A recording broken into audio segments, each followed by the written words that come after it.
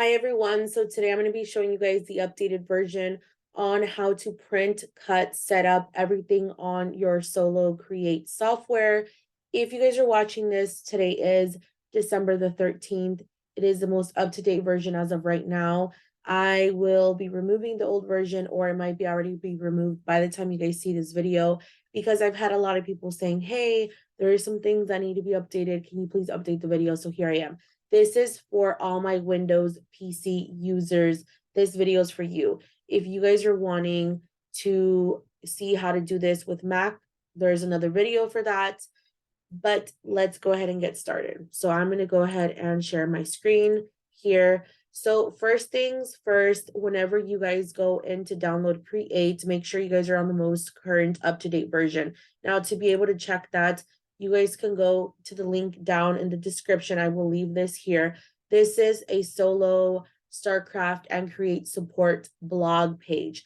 It is done by Sandy here. She is one of the people that helped create the software. So she has all the manuals, tips of the day. She has a whole bunch of good, helpful information here. So there's a lot of like little tips of the day, terminology sheet. So like, let's say you are coming from a Cricut and now you're using or wanting to use Create, you can figure out what it's called in Design Space versus Create and so on. This is like a cheat sheet. It's very helpful. They also have videos here where you can check those out.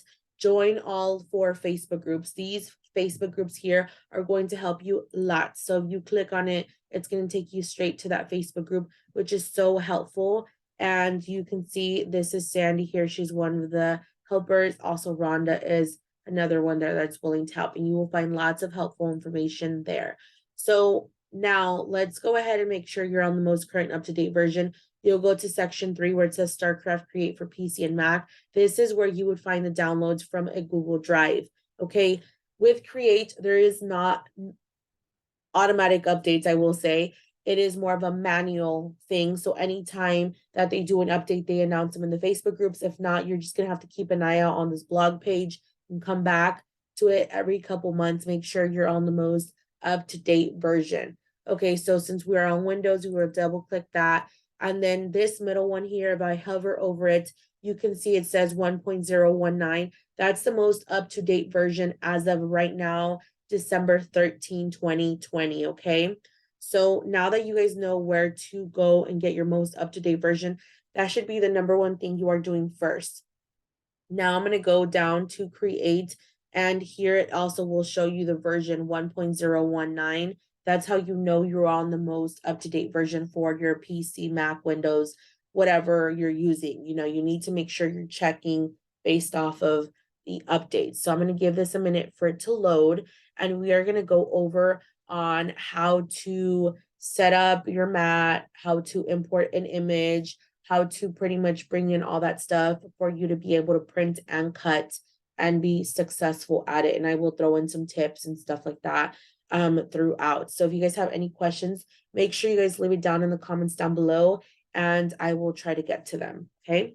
So first things first, whenever you get into your Create software, you want to start a new project. That's the first thing you're going to see. Okay. You can go to open a project if you have saved projects already, but everything saves onto your computer. With Create, it's not like a cloud or a online drive like Cricut or other programs. It's all through your computer, so you don't have to have internet connection when you're doing or working with your Solo. So we're going to go into new project. You're going to go in to label your project. So I'm just going to do test 1. And then here your mat size will technically go based off of your paper size. So let's say you're using an 8.5 by 11 sheet of paper, which is your standard letter size. You're going to do mat size 8.5 by 11. Let's say you have a piece of eco solvent vinyl and you have it cut down to 11 by 13.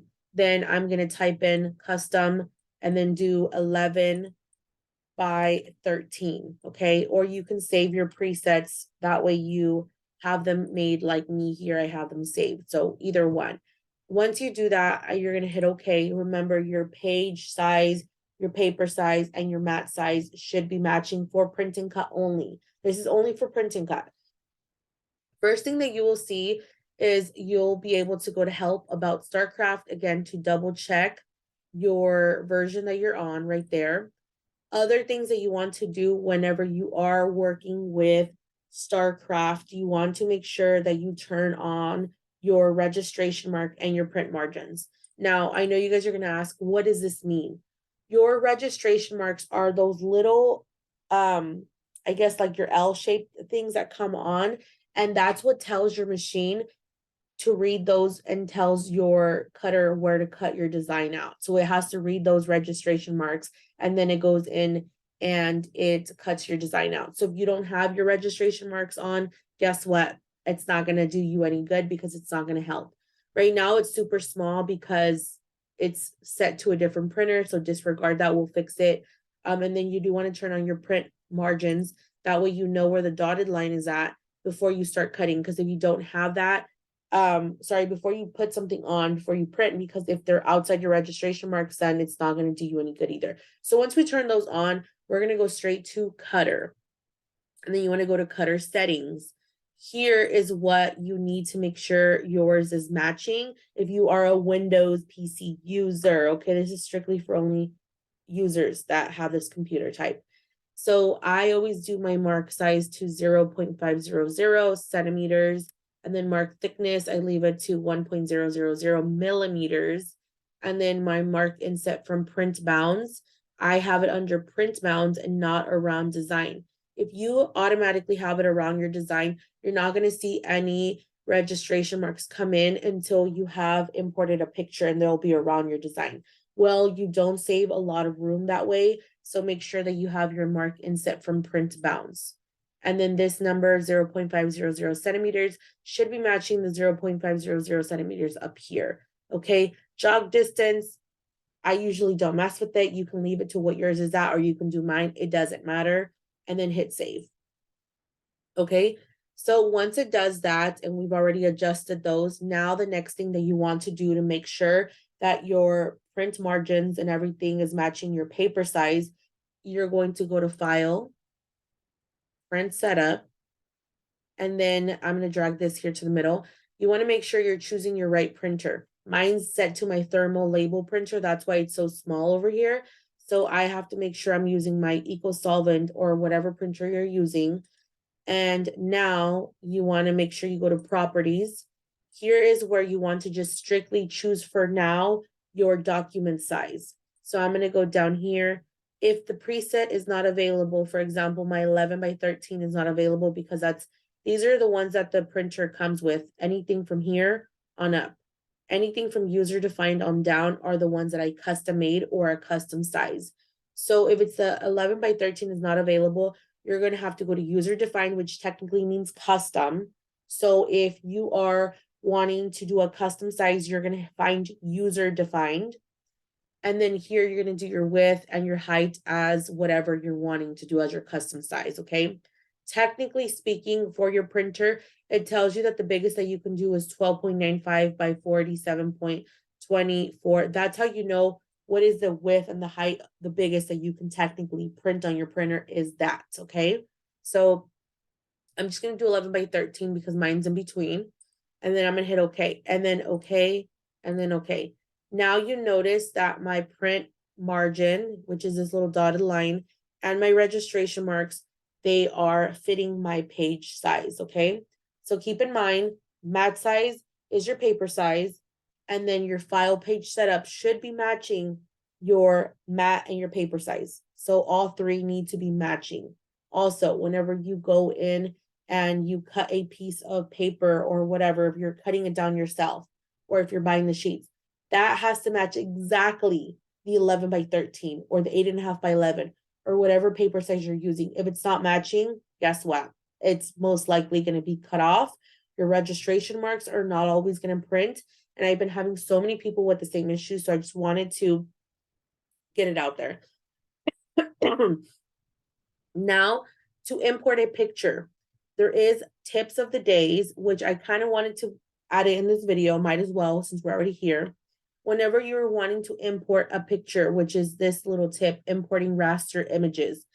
When you go in to import a file, you have to think about the way that you're importing it. Some people like to drag and drop. Some people like to go file import. Some people like to do file place image, or you like to go through the trace option to upload your image. Whatever way you want to import your image onto Create, you have to keep some things in mind. If you go to file import and you do have a PNG image, which means an image with no background, you can do only one file at a time. So if PNG has a transparent background, cut lines are automatically added, okay? Otherwise, only a rectangular box will be around the image as the cut line, it says. To trace or remove a background, you would have to go through trace, select print layer only, and click on the trace image icon to send image to trace window.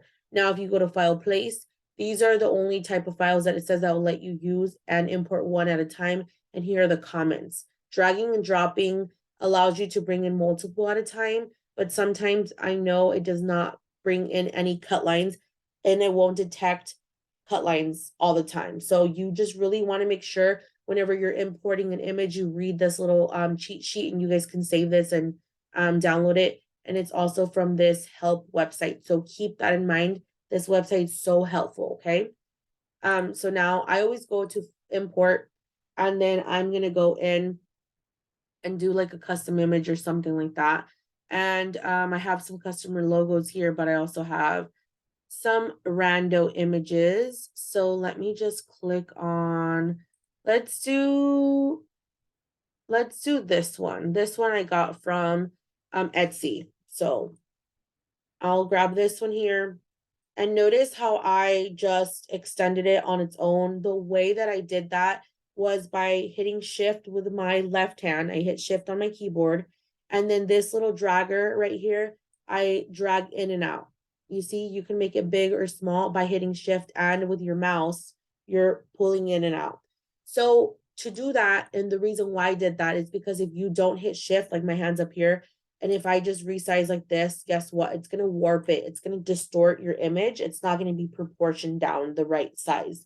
So you definitely do want to make sure that when you're extending it, you are hitting shift. That way it's proportioned and it doesn't stretch your image like a weird way, okay? So I think I stretched that one out too much. So let me go and select it one more time from here. I just did import again, and then this is a PNG image, so it has no background. And you notice how whenever I pull it away, you guys can see that it has a cut line. So anytime that you see like this thing, you're probably thinking like, oh no, it has like this green little mark, or it has red marks or whatever. It's just cut lines. It's just showing you where it's going to cut before I release it and let it go and I move it. You can see that it does have the cut lines automatically. And that's something good. That's what you want. So usually, now that I have that, another way to resize it is you'll go to not one, but to the second panel. It's your position and size panel. And you can also do the width as like 8 or whatever the width you want it to be. And the height will adjust to be whatever you want. And it says keep proportion. So that's like your little lock button on Cricut if you're a Cricut user. And it just keeps a proportion so it doesn't distort your image the same way as what I just showed you guys to do. So now that you did that, I'm going to try to make it as big as I can. So I can do probably 10.5 width because it's going landscape mode. The design is kind of. So if I wanted to turn it, which would be smart, you can actually get it bigger.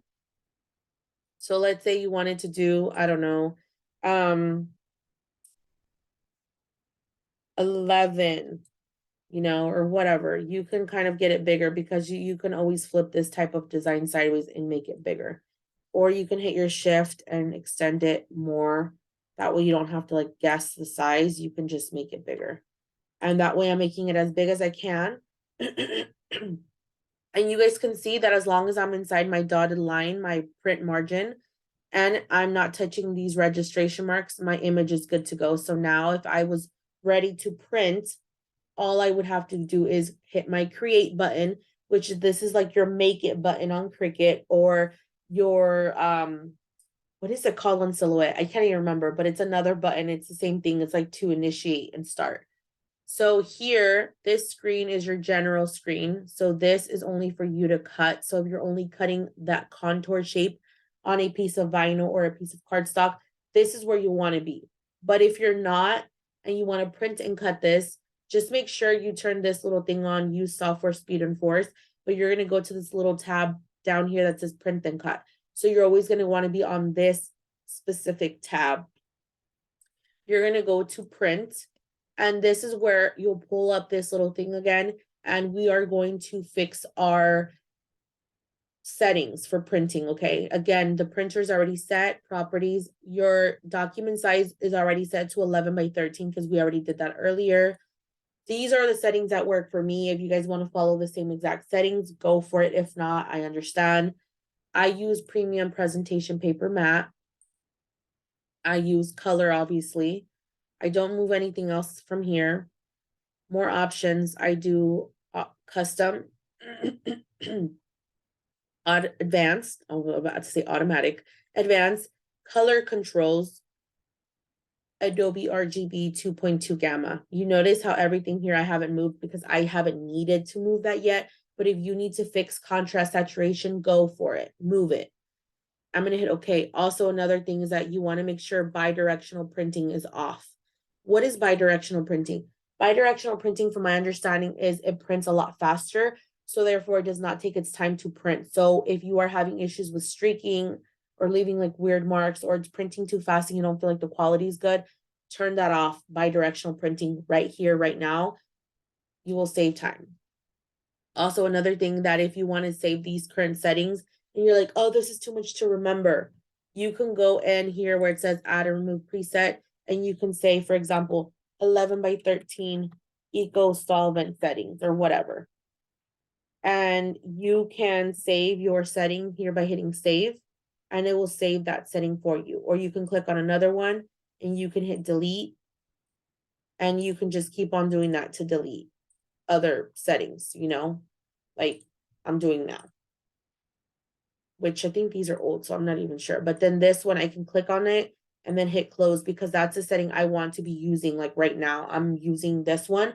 So therefore, I don't have to go in every single time and choose all my settings, okay? And this is for, again, Windows. Once I do that, I'm going to hit OK.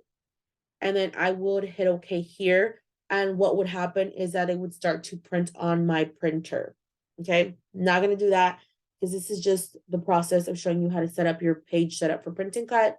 So I hope you guys do enjoy this video and you guys find it easy. Now, another tip that I will give you guys real quick is whenever you guys have your solo mat, and I would recommend using your solo mat if you are a beginner, just so you get kind of used to it. It's messed up. You guys can clearly see that. But usually you want to make sure that you put your paper size. This is only an 8.5 by 11, so disregard.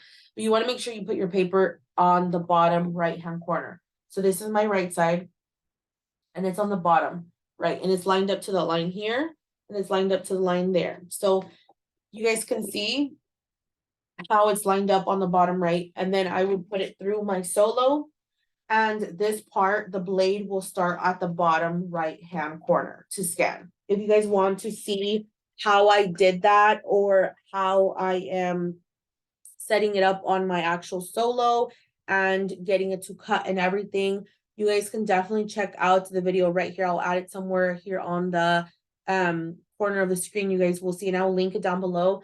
You guys will have a video to go see like the whole process on how I print and cut from start to finish, and with a little clip of me doing the computer side as well. Keep in mind, this is the most up-to-date version as of December 13th today. So I hope you guys enjoyed this video for all my Windows users on how to set up, and I will catch you guys next time. Bye.